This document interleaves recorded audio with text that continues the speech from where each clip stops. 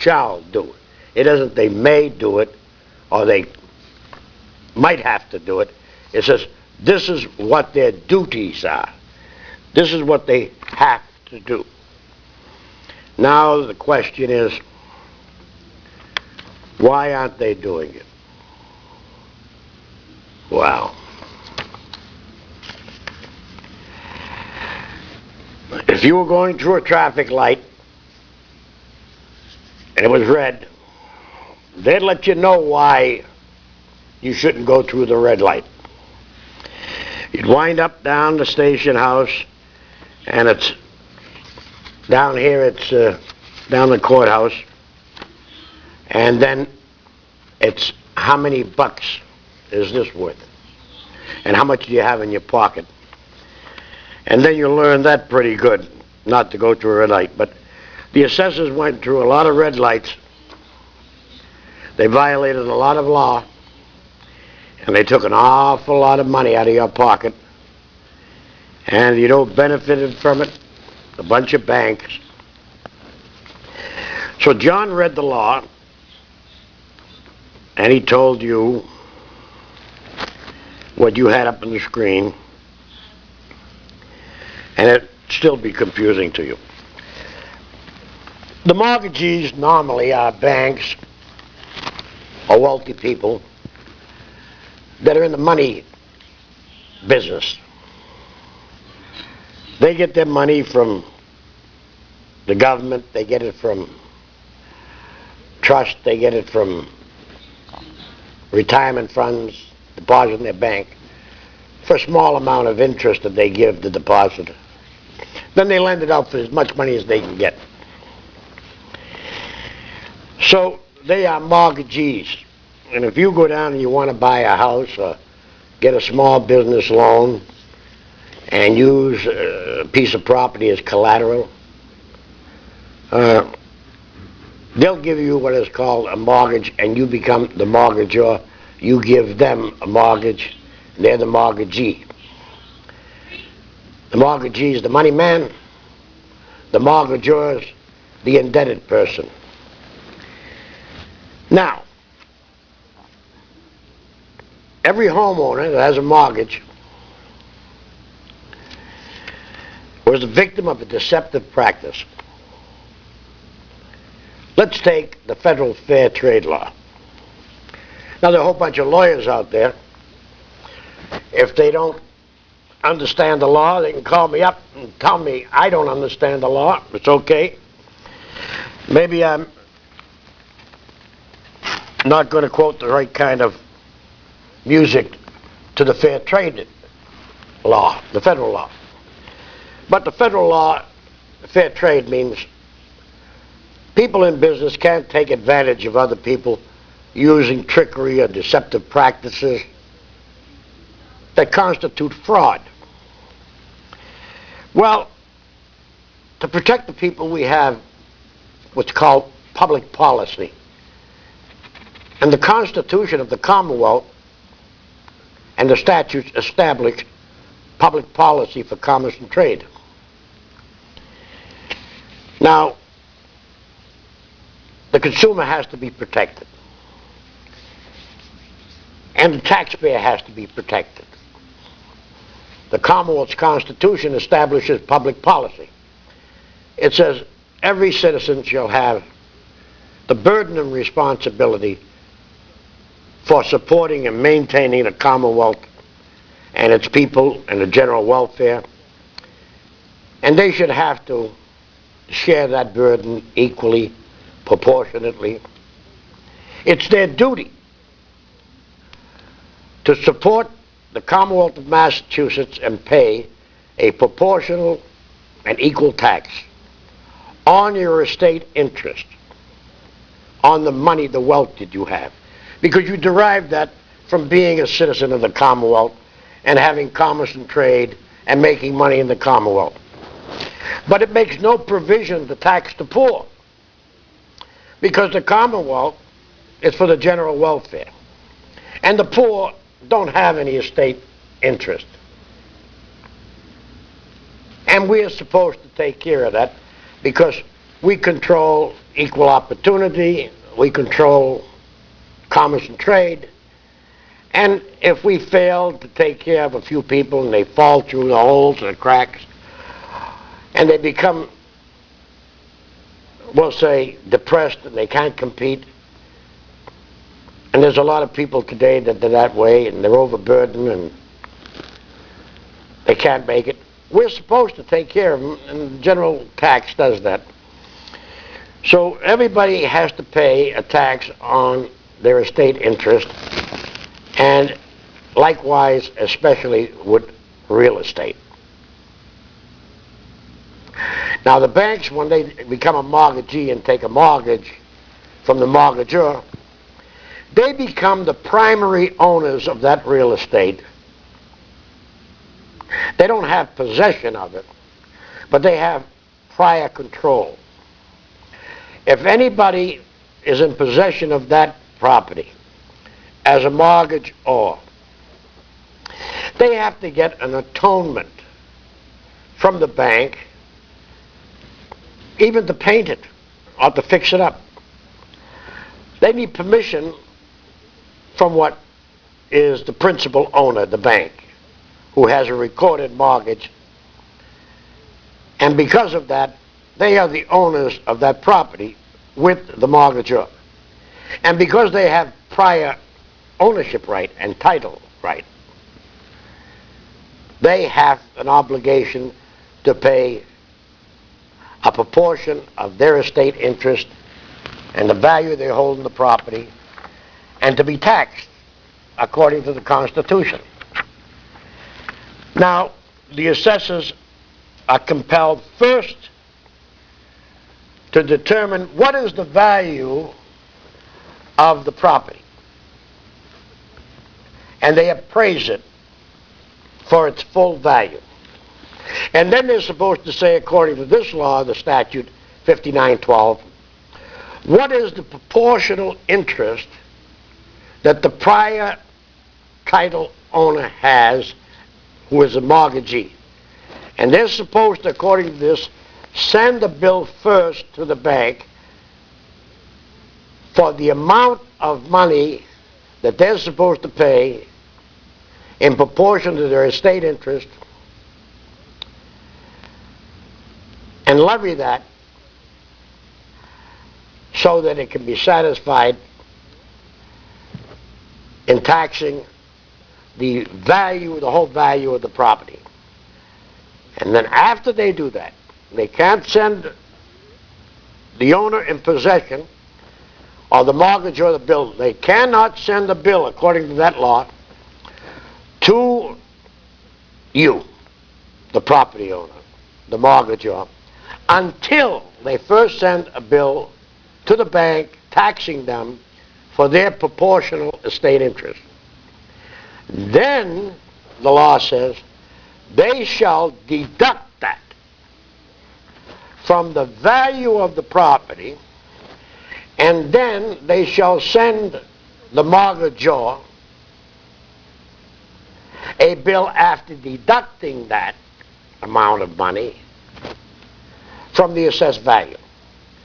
So the bank should be paying 90% of the mortgage. You might be paying 10, or maybe you shouldn't have to pay any, because you may be holding property that has been depreciated. Like, they made a lead law that said that every unit of your property was worth $5,000 less. And then your property was worth less money because you couldn't rent it to everybody. So what they did was basically depreciate your property. Or your property might have been not allowed to be rented because it was insanitary or unsafe. Well, the assessors are supposed to deduct and depreciate your property because it can't be used, and they haven't done that. So there's a few things they haven't done, all against your interest. Consequently, people have been taken advantage of. I can understand the banks and their lawyers for sitting a home buyer down or a businessman and trying to do as much as they can to take advantage of them, which they've been doing. They violated the federal trade law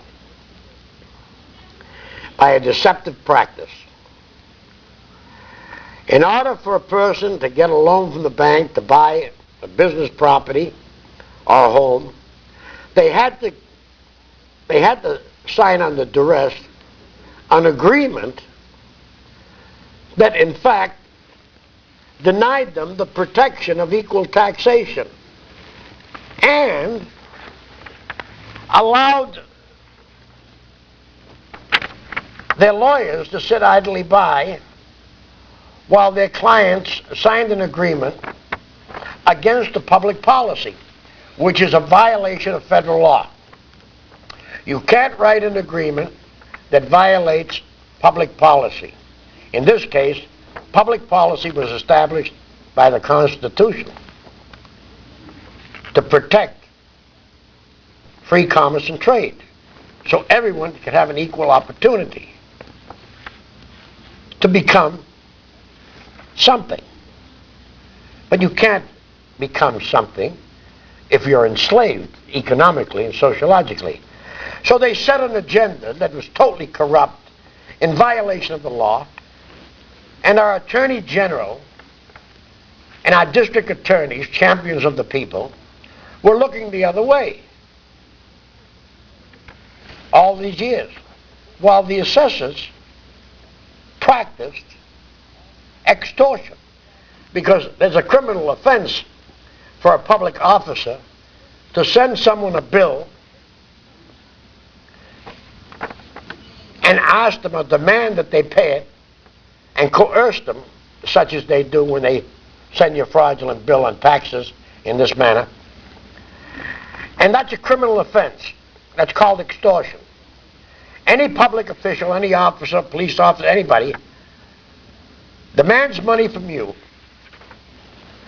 and you don't have, and you're not required to pay it, and demands that you pay it, is extortion. It is extorting money from you, and the law says that it's a criminal offense.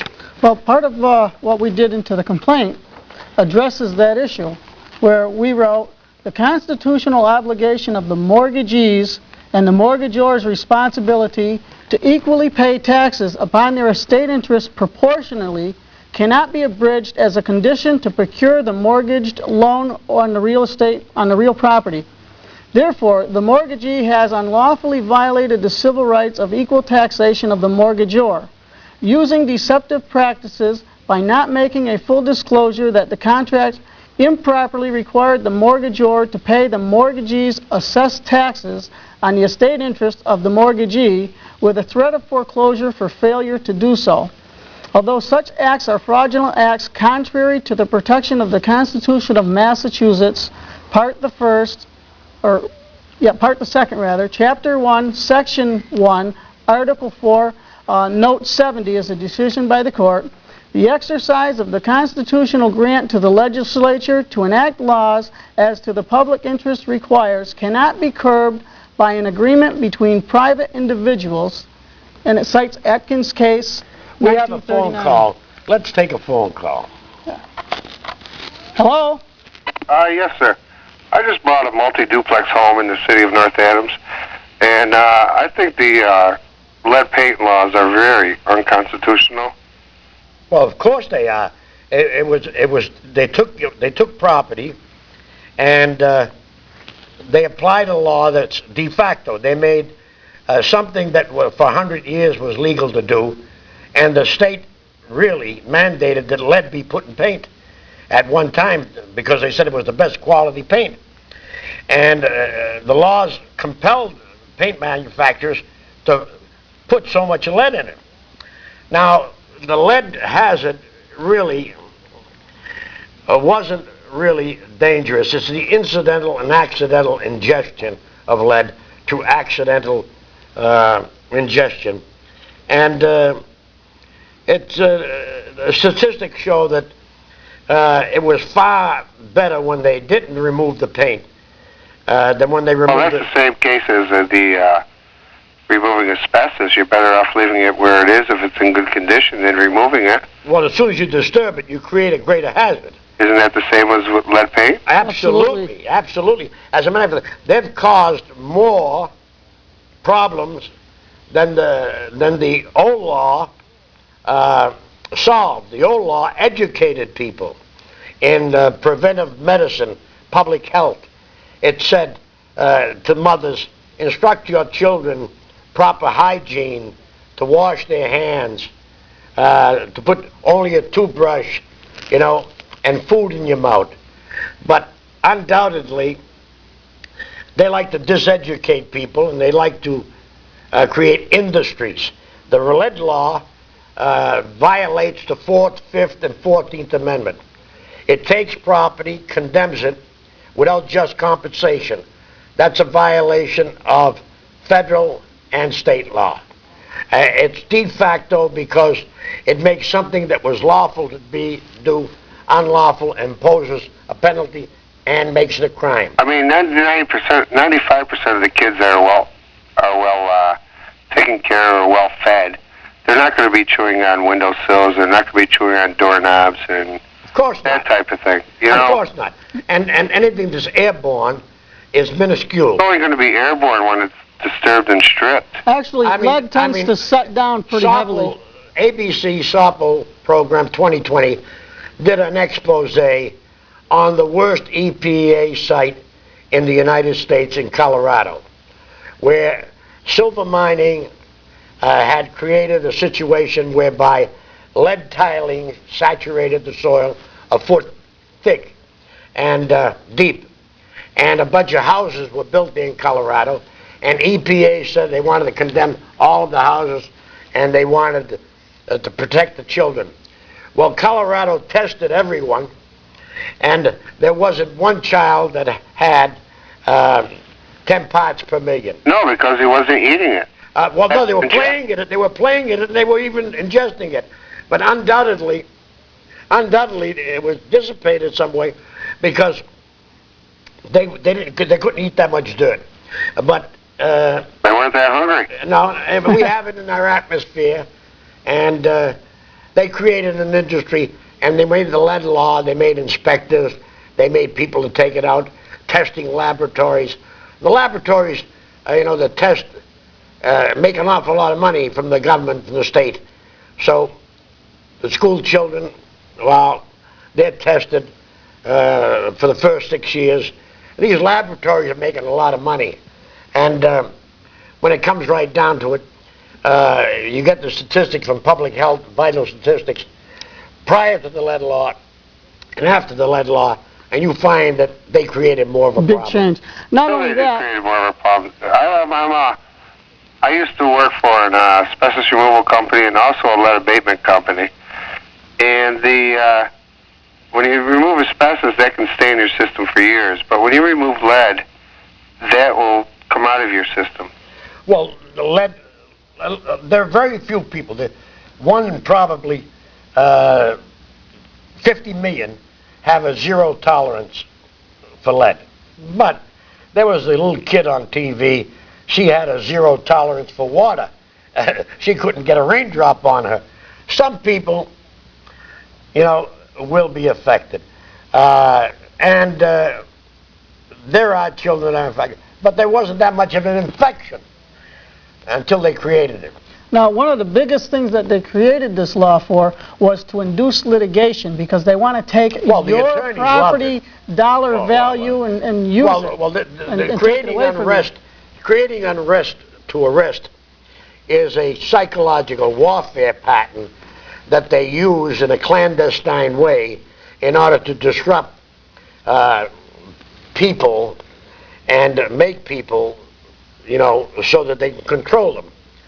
So they create situations, they create stress, create problems in order to arrest them, in order to control them. Now, They're just trying to control the property owner. well, Right. not only that, Well, it's a whole economy that the agenda is far more extensive than we see it on the surface. this is a national program, it creates a gross national product that makes it appear like there's prosperity, right? But in essence, they're creating jobs on misery, and they're creating more harm because there are a lot of people that are homeless that could be living in these homes safely. It is no real danger. And of course, paranoia is a weapon. Fear is a weapon. Ruling elements have controlled people using the two tools over centuries and centuries, and that is fear and then giving them some hope. Now, it's a ruthless way, you know, to do things, to make people, scare them half to death. Over a non-issue. No, look, I mean, Chicken Little, we can say it facetiously, the sky is falling, you know, the sky is falling, you know, Chicken Little. I know one thing. The Red Sox are falling to the Yankees every year. Well, you need a little humor. And, of course, as long as we have baseball and we have people that get fanatic about those things, that's another diversion. You know, I remember that sports were, you know, they weren't industries. They were sports. And they were more wholesome. They were more ethical. There were less junkies playing sports. I think... Now it's a big money I game. think it's too many egos. Well, I guess the managers do a good job selling cocaine, you know. I mean, I don't know. Managers. I mean, all of the sport players seem to be cited for having failed a urine test, you know. Well, I don't think it's all the sports players. I think it's a few individuals that make a bad reputation for the others. But seeing you were, you know, trying to get a little facetious and light, I said, well, we'll take it and play with it, you know. Now, if you have a problem with lead paint and you want to learn a lot of things about it, I've been dealing with a lead paint lawsuit for about 7 years. It's still ongoing, but I've managed to not be sued for a judgment against me, and there's other things happening with it. And I've also detoured a couple of lead paint lawsuits where I let the attorney who was sending me the notice that I was going to be sued, that if they brought the lawsuit under the conditions that the law has been written, that I would have to sue the attorney for bringing a malicious complaint. So if you ever get into that position, let me know. Maybe I can give you this information. You can learn quite a bit. Well, there's a whole business, you know, of unnecessary law. You know that. Right, right. Okay, I just think a lot of it's ridiculous, and I'm going to run into a very expensive extra cost in my duplex, or my multifamily home there. I don't think it's necessary. If I was you, I'd go in and file a suit and saying that they didn't compensate you for the property, right? Uh-huh. They devaluated your property. They denied you the right to rent it out. And they forced you to pay for evidence pretended to be detrimental to you, or dangerous to you, incriminating to you. Right. They forced you, violated your Fifth Amendment rights, your Fourth Amendment rights, rather, unlawful search and seizure, by compelling you to pay to get evidence against yourself. Bad enough if they don't pay you, they can't compel you. But over here, they're extorting money, trying to force you to find something wrong with your own property. Right. And right. I mean, it's a violation of equal protection under the law, but of course, we're not supposed to know that. Only judges and lawyers are supposed to know that. I'm not going to say even though they know it. So you're suggesting I go after the previous homeowners? No, I'm suggesting you go after the Commonwealth. Uh-huh. Look, they took the property. You're in possession of a piece of property. Right, right. The law is unconstitutional. Just go in and file a complaint asserting that the law is unconstitutional. It's too broad. It violates your Fifth Amendment right, your Fourth Amendment right. Fifth Amendment right, that if it was a danger to the public, then it was for the public purpose that they wrote a lead law. Right. Well, they should have condemned the property and taken it and paid the people for it. Which they hadn't done. It was no emergency. They can only make laws that are proper, necessary, reasonable, and wholesome. They have no authority to make any law that is not proper, not reasonable, not wholesome, not necessary. That's the test. They violate that because they make money at it, all right? Right. And we have legislators that are lawyers. And they're legislators. They're in the judiciary, and they're controlled by the courts, the judiciary, and they're in the legislature. They violated the Constitution, the separation of powers. So they're making laws in conflict for their own brothers and their own interest. Sure. So they'll make all kinds of laws to extort money from you. Right. Like the tyrant king. They'll pretend anything, you know. Uh-huh. Stand and deliver. Oh, they'll put a toll road up tomorrow. Another thing you might want to do is get an abatement form and file an abatement with the tax assessor to let them know that your property has been devalued by the law itself, and that the order to do so will cause you to get an appraisal on the cost of, an appraisal on the cost of what it's going to do to make you de-lead. So Well, they'll have to depreciate the property. Sure. you take that value plus They your can't- actual loss of use, and you have the assessor reevaluate your property. I've had pushed back 3 months on occupancy. Well, it's going to go farther than Well, that. the point is you should sue them for damages. And if Guns any... and guns. Excuse me. It's a bad thing. I understand. The only thing you can do is depend on a lawyer. And, in my can't. opinion, there's a conflict here. I tried that, and I'm I in the don't middle know. of a suit against the lawyer, so, Yeah. and it's a real heavy deal. But if you want the information you need, maybe you should call back after the show, within the first 10 minutes, and I'll be able to give you my number and stuff. We can get together, and I can show you what's going on and what you can probably use to defend yourself. Okay. All Thank you, right. gentlemen. Well, listen, Welcome. in the meantime, I'll tell you what you can do. Uh-huh. You can put your name on the suit, and you want to know something?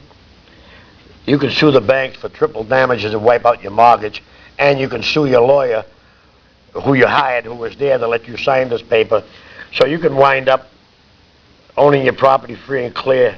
And get paid, too. And in a class action suit, they can't win it because your brother and your mother and your cousin, and my mother and brother and cousin will be on the jury, and they're going to have to do what they're told. You hear me? Hey. So let's get together, and let's hit them where it hurts, in the pocketbook, and let the banks understand that they're deep pockets. That's the American dream today, you know. I understand. The new American dream is find somebody that's rich. That's not me. Find No. somebody, the American dream I'm talking about. Find somebody that's rich, And sue them. get a lawyer Uh-huh. to sue him so you can retire a millionaire, right? Right. Now we got one. The Why don't you banks go are on loaded. TV and be one? The Yeah, banks are loaded, sure they are. right? And we don't even need a lawyer, Right. okay? Right. So we don't have to give him anything, okay? Let's go for a three-peat. Okay. There Thank you you. go. Well, that was pretty interesting. Well, he'll join in the suit. There's money involved for everybody. People understand that. Oh, yeah. Just to remind everybody, this is a live call-in show, and you can call 664-4408. Yeah. And you can also call for more information on through ProSe USA on this assessor suit that we're starting to file here is 413-663-6372. I want to say something for the people to think about, okay? We have two newspapers, one called the Berkshire Eagle, and the other one is North Adams Transcript. They're aware of this. Now, this is a public issue where they're violating the law. People are being assessed wrongfully. They've been extorted money. A case is in court, a controversial question. Why haven't they done anything about it? Why haven't the newspapers told you about it? Now, the opinion radio station, they talk about a lot of trivia and everything else. We sent them down to Cobley to see what they're going to do about it. They wouldn't even have a program on that to have you call in and hear about it, right? The newspaper won't write it. Now, you're not writing about me. You're not writing about Joe Arigoni. We're talking about the law, the community, illegal assessments. We're talking about corruption. We're talking about extortion. We're talking about banks, committing fraud. And why haven't they informed you? Why have they made off they don't know what's going on? They don't want you to know the truth. They print a lot of other things. There's a lot of hypes out there. A lot of trivia they print. They can't say they don't have the space, they don't have the time. Phone call. Let's check this out. Hello? Hi. How are you? Good. How about you? Good. What do you guys think about that murder in North Adams? It's been the first murder in a while. Well, the point is, we don't think about anything about the murder other than what you're thinking about, that murder is an undesirable thing to have. People commit murder because they're under stress or there's a problem, there's a conflict, and they're exploding, and they can't rationalize. And that's created by social economic stress. And I think that the contributing factor of all crime and all murder deals with some of the exploitation and fraud of those people that are making people poor and miserable, and people get depressed and they get a futility and they engage in activities to try to survive, and undoubtedly stress is in the household, and before you know it, someone whacks out, right? And it's a problem that it deals with social economics. We have a problem in crime because we have a big gap between the poor and the rich, and it's getting bigger. You think so? Sure The gap is getting, they're wiping out the middle class. They're nibbling on them like parasites. The middle class have a dignity. They don't want to say they're poor. They're working twice as hard. They're going to church. They're baking the cakes. They want to do everything that's right. So you see more of this happening? Well, It's going to increase, yes, well, because the of all government of the gets corrupt. depression. It's reflected in a lot of murders and crime because there are more poor people and they're made commodities. I mean, Well, let's face it. what we have is our officials are corrupt enough to allow and to help banks make corporate crimes legal. That's what I said. So when they show this, What kind of corporate crimes? well, everybody's paying taxes for the banks on the loans that they have. What kind of corporate crimes? What about the big dig? You don't think there's a corporate crime? Well, 21 billion, the 12 billion I dollars. agree. That's a Come big on, one. cut. Look, how many unions and no show? Now, how many phony guys I'm working there? Come on. How many union bosses are making all the money? How many engineers are paying back? Come on. You want to go there? You want to ferret it out? No, I mean, come on. You don't know it. I mean, I know it. You know it. There are a lot of people double dipping, doing what they can. And that trickles down to Everybody's everybody. robbing the public treasury. I just don't see how the big dig relates to What? to murder. Like, Murder? That doesn't exactly Well, we're directly not to the talking murder, about murder. but There's no we're talking relation about to what we're talking about anyway, so we're not interested in murder, all right? Yeah. Thank you. Got it. Right. Okay. Well, we don't want to. We want to be. Somebody calls up. This isn't what. Well, What we're do you think dealing about with, right. What is your opinion, Joe? We're talking about a specific crime It is a result committed of... against every mortgage or property Right. owner, And these other crimes are similarly situated because it's a trickle-down effect, but If it it's- has nothing to do with this issue. Murder, We're junk, talking- no matter what the business is, gambling, somebody's looking to try to make a dollar to survive. Right, that's what it boils Right. down to, And economics. The free enterprise, when you Another phone stop, call. I mean, go ahead. Hello? Yes, how you doing tonight? We're doing fine. How about you? Great.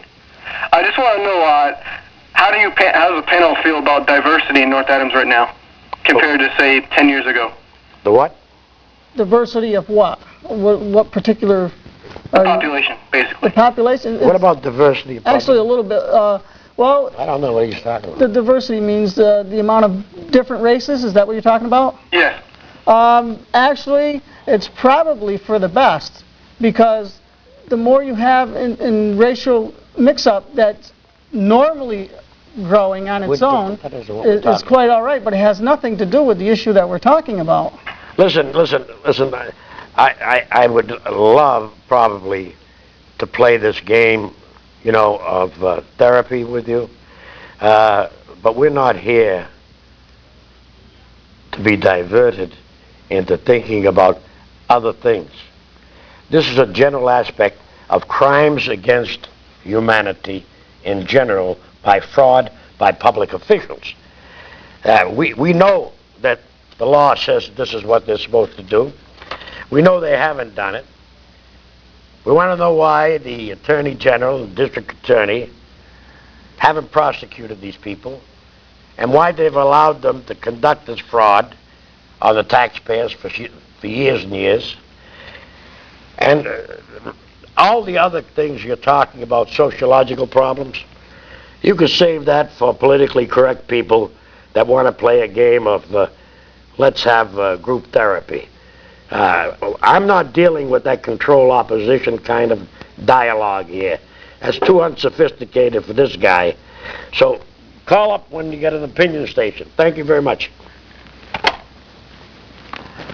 Now, if we had a serious caller, instead of someone that's trying to divert us from where we're at, to something else for their interest, we're talking about property owners who've been robbed, people who have had their homes taken for years by banks, white-collar crime, syndicated associations, aided and abetted by members of the legal profession, trusted public servants, not doing what the law says, sending out fraudulent bills that constitute a criminal act of extortion. Why haven't they been prosecuted? And why haven't the newspapers given the opportunity that we gave them the facts, know the law, know the bills are right there? Why they are covering it up? They should be printing this. Why are they covering it up? They should be telling everybody to look into it on their own mortgages and warning them, something like what the Attorney General does about the oil when the oil price went up. They should be alerting everybody to the fraud. They're hiding it. We have 10 minutes, and we spent a lot of time talking about lead, and but that reflected on value of real estate. Right, so that lowers the value. But the other one on the murder, that's a headline thing. I'm not interested in that, you know? We're not there to deal with these social... Yeah, a lot of these smaller crimes are all just trickle-down effects for economics. Yeah, wow. You know, people get desperate. Next thing they're going to ask us, what do you think of the presidential elections? Or any elections. But if you want to deal with a question as to what you can do to get the money back that was taken from you illegally by fraudulent assessments, and you want to join in the case, feel free to call if you have any questions. Need a little more information, we'll supply it to you.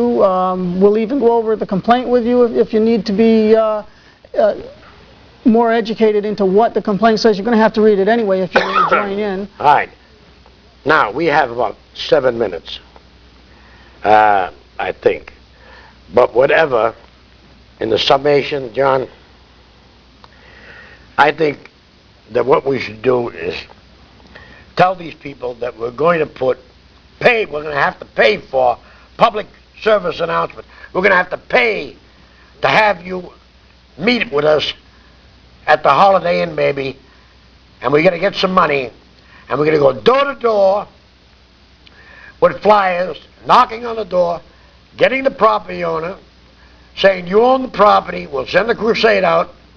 This is the story, sit in their kitchen, take them down to Holiday Inn, roust them up, and show them what's going on. Tell them what the story is and march them down to the courthouse, right? Right. right into the clerk's office, a sign right in front of them, right? That they want to join in this case, Sure. and they want to be heard before that judge. And then we'll take care of that. In the meantime, I'm going to Boston, Middlesex County and Franklin County, and I'm going over to Suffolk County, and over there we're going to get some action. Now, what we're going to do, well, I guess Go ahead. what we're going to do is while we're doing all these things, we're not going to be live for the next 4 weeks. We're going to have repeats of the first 4 shows, this being the last of the 4 shows. So we're going to do some advertising, so those of you who haven't seen them can get caught up. You'll be able to see and hear more of what we've talked about in the 4 shows. And then after the 5th week, we'll be back live, and we'll field some calls, and hopefully there'll be more people made aware so that we'll have more calls and more direct answers for some of these particular calls. And we will have rallies where we'll mail out invitations and flyers to all the property owners, small business property owners, and residential property owners, real estate owners, who have mortgages, who have been defrauded. And we'll have a rally. We'll invite them down, and we'll have a panel, and we'll invite some attorneys, and we'll ask them how they're going to satisfy a commitment to the people who would like to hire them in this kind of a complaint. But it seems like the attorneys are afraid to handle this complaint anyway. Well, we haven't seen anybody jump up, and we did offer the interest to an attorney who had never even come back to answer anything. Well, they're afraid to take a case where they Sure. have to do things that are right. We Maybe they're restricted and they're afraid. We got to keep in mind that a lot of attorneys are involved in allowing people to sign the mortgage contracts without protecting their clients. That's a deceptive act. That's a very, very bad thing, because when you hire an attorney to do a job for you, And he's under contract to protect you 100% of the way, and anything that happens to you that is in violation of your civil rights under his protection, he is liable for. Not only that, he said that he was qualified, and therefore, if he performed negligently, even if it was negligence, that would be a fraudulent practice because he was deceptive. He wasn't qualified. His performance proved that he was lacking, and he caused you damage. So then he misled you. He said he was qualified when he wasn't, and he worked against your best interest. So that's susceptible to fraud case. Damages 93A. So now we have about 5 minutes more. Is there anything that we didn't cover? Well, I guess what we could do is kind of like introduce the people to how they were made to follow into allowing this to happen to them without their awareness. Early on, when they started changing things and getting people to sign contracts to pay the bank's taxes, they would tell the people that you have to pay your taxes. And in doing so, the people say, oh yeah, well, I know I've got to pay my taxes.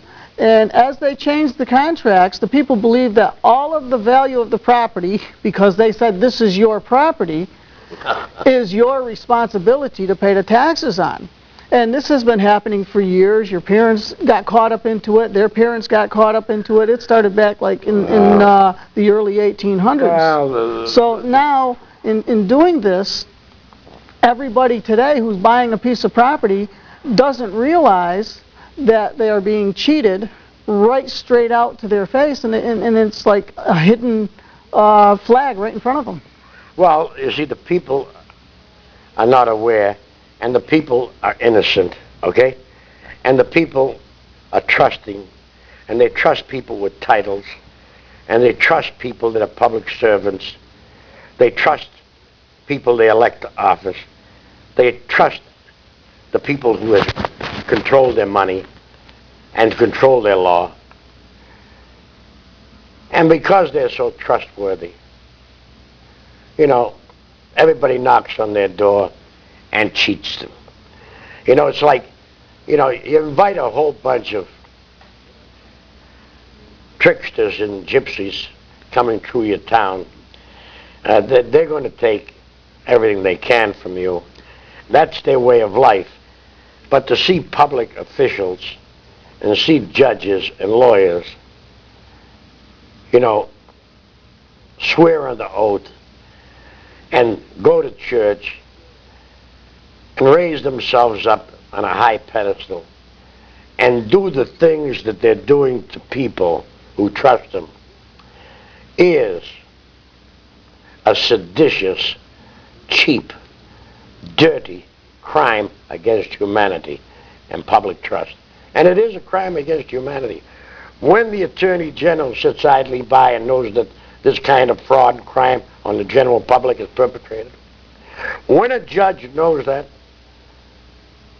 and they deny people recourse at law, that is a crime against humanity. That is a crime against humanity. When you render the law and the protection of the law, the rule of law, meaningless to people, when you ridicule people who say, that's my constitutional right, and you ridicule them, ha, ha, ha, ha.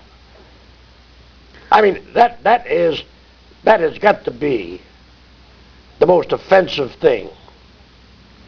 And that's what they're doing. And when you go down and you say to someone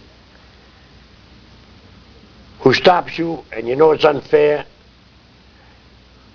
and you say, you're violating my rights, I'm going to sue you, and they laugh at you. Because they know they laugh at you because they know that everything is in the bag. You're in the bag. And they think they're getting away with it, and they laugh. But they laugh at the wrong people sometimes. I don't like anybody doing that to anybody, especially me. Now, we have 1 minute. I don't know. Okay. We can't take a call, but we can say, call 413-663-6372, and hey, we'll get you the information that you need. If for some reason you have an attitude that you think we're wrong, that we shouldn't be fighting for people, or you think we might have some ulterior motive when we don't, well, let us know about it. Let us know what your opinion is. You can call us at 663-6372 anytime. Leave a message, we'll get back to you. And thank you for calling. Right. It's time to wrap it up. Wrap up time. As we said before, bye-bye.